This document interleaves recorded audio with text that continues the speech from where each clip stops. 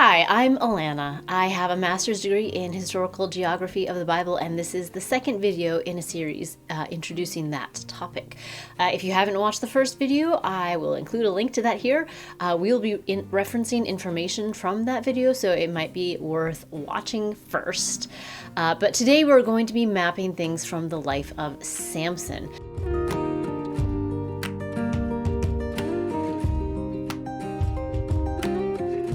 Have you ever tried marking biblical events on maps before? If you have, then you may be familiar with some of the common problems. For one thing, it can be hard to find a good map. Most of the ones freely available either have too much information or too little information, and in either case, it can be hard to locate the places mentioned in the story of interest. It's also helpful to have things like topography and rock types labeled, but too much can be distracting. I've tried to bridge this gap by taking the map of Western Palestine created by C.R. Condor and H.R. Kitchener in 1880 for the Palestine Exploration Fund, and cropping to the relevant areas and then more clearly marking sites of interest for our story. There is a link to this modified map and a marking guide in the description, and I recommend you download that and mark it up with us as we go along. I'll also include a link to the original map in the description in case you're interested in that. If you do end up finding map marking helpful to understand the biblical stories, I recommend checking out resources available at Bible Backgrounds, as they have both good maps and helpful marking guides, and I've referenced some of their material as I planned out this lesson. The second problem is that even with good maps, we will sometimes be uncertain about exact locations. Indeed, it is somewhat amazing that we are as certain about many of the locations as we are. If we consider that the time of the judges was over 3,000 years ago, it's somewhat amazing that we can locate Zorah with a fair degree of confidence, though we have less luck with Lehi, and we'll get to that in a minute. Let's talk briefly about how places like Zorah are identified. Some places like Jerusalem have enough significance to be remembered over the centuries. This tends to be especially true of places of significance for Christians or Muslims. Many churches and mosques mark locations of significance, though sometimes they get it wrong.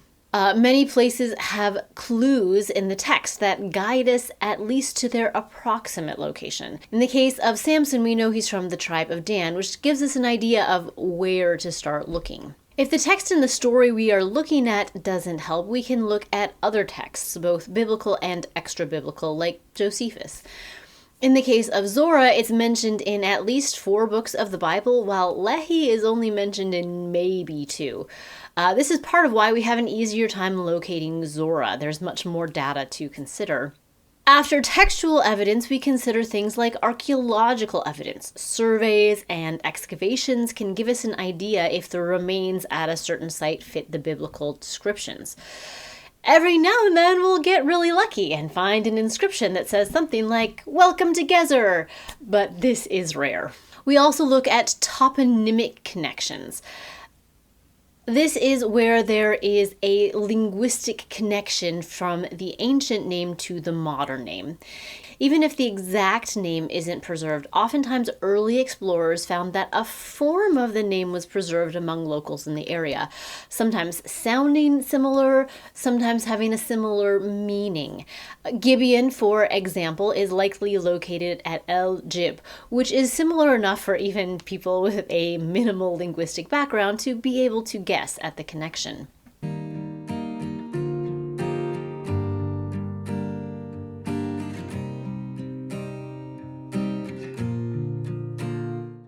A word about textual criticism.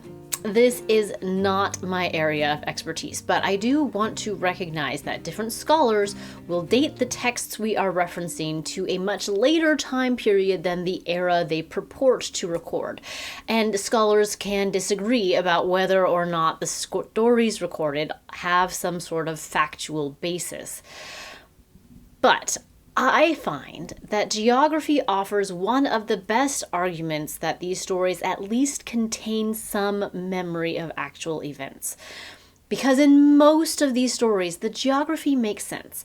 We can locate these places and chart the routes, and mostly they seem reasonable. Every now and then we'll come across a location that doesn't seem to make sense, and then we have to ask some questions, but most of the time the places make sense. So you can believe that the account of Samson is totally factual or totally fiction, and I'm not going to try to change your mind or challenge your favorite scholars. But if you lean toward the fictional side, I do want to suggest that you should recognize that there is some reality in the locations that you should bear in mind. As we map, we're going to go with the assumption that the stories and their locations are factual, but be open to questions and problems as they arise.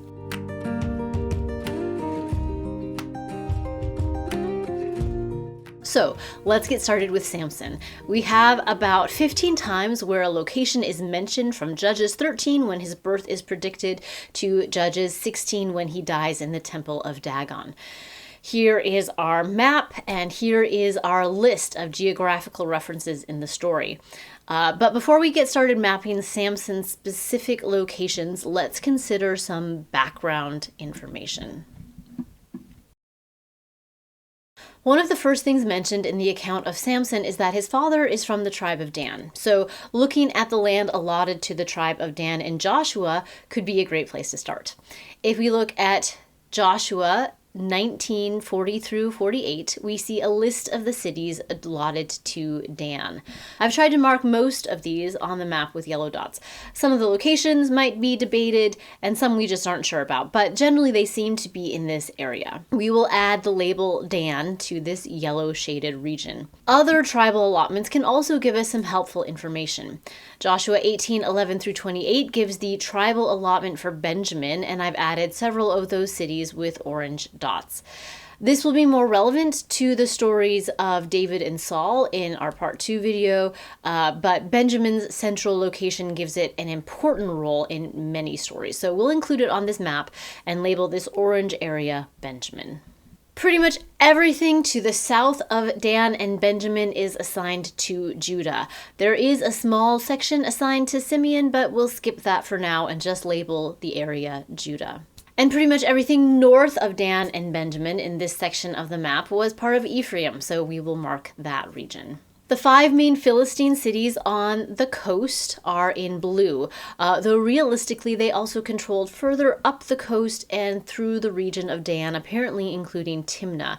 So we'll add a label for the Philistines with arrows to indicate regions of control. A few of the cities in Benjamin belonged to the Gibeonites, with whom Joshua made a treaty, so we'll underline those. There are a few cities that have significance in this period, so we will highlight them as well. I've also added in our main routes, and if you want, you can highlight them with another color. You will notice that last time we only drew one coastal route, but that is more realistically split into 2 parallel routes as we have here.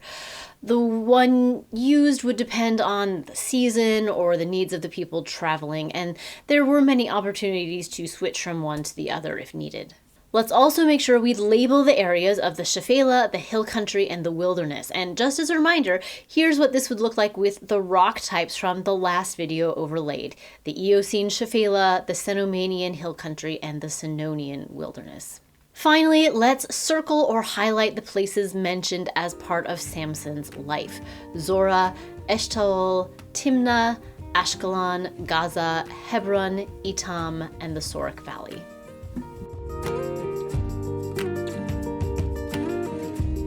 A few notes before we walk through his life. First off, we are assuming that his home base is in or around Zorah. Samson is often going to Timnah, but it doesn't specify where he's starting. We're going to assume that his starting location is Zorah unless otherwise stated, since that's where his family is from. Second, it's worth noting that Zorah itself is definitely more in the hills than many of the places we'll mention, and this is consistent with what we talked about in the last video. It was much easier for the Israelite people to hold on to the hill country than to try to compete for the lower areas. We also know that Dan, or most of Dan, ended up moving north. Their territory here was too difficult to control, partly because of its proximity to the coast and the Philistines. So let's walk through the events of Samson's life and where they took place. I'm going to draw on my iPad and use different colors of arrows for different stories. I encourage you to follow along on your own map. Too many arrows might get confusing, so you might want to try numbering locations instead, but whatever you find helpful, please follow along and try to add some labels and notes of your own. I'm also going to try to put in some pictures as we go along to add some context of visually what the area looks like. As we go, I am going to summarize aspects of the story just to give us context, but our focus is really on the geography. So if the story sparks questions, that's great.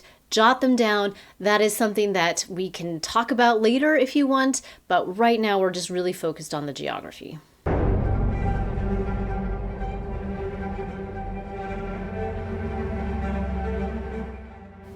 Most of Samson's life was lived within the Sorek Valley. We start in Zorah with the announcement to Samson's parents. Presumably that is also the area where he was born. For context, here's a picture from Beit Shemesh looking toward Zorah.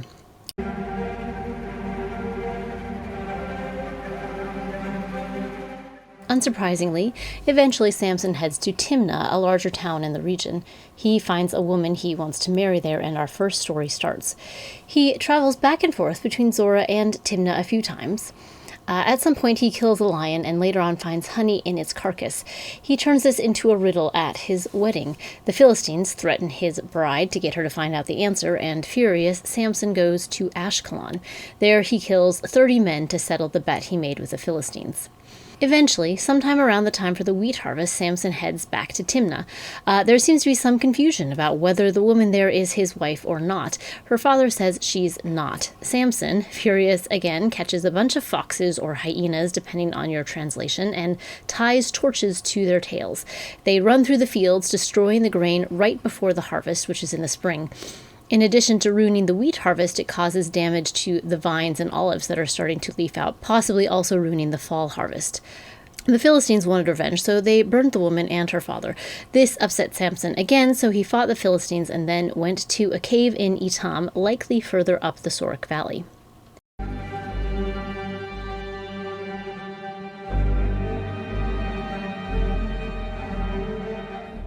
The Philistines are still upset with Samson, so they come up to Judah, specifically Lehi, searching for him. The men of that area find Samson and bring him back to the Philistines. He takes up the jawbone of a donkey and kills a bunch of Philistines and names the place Ramat Lehi, which literally is the height of the jawbone. And this is part of our problem with locating this place. The name seems to be based on what Samson did there, no indication of what it might have been called before or after. After fighting, Samson is thirsty, but there's no water, so he cries out to God, and God provides a spring. Samson calls it En Hakor, the spring of the one who cried out. This is one place where the geographical context is a little odd. These places aren't really mentioned in other texts, so it's quite hard to know what's going on here.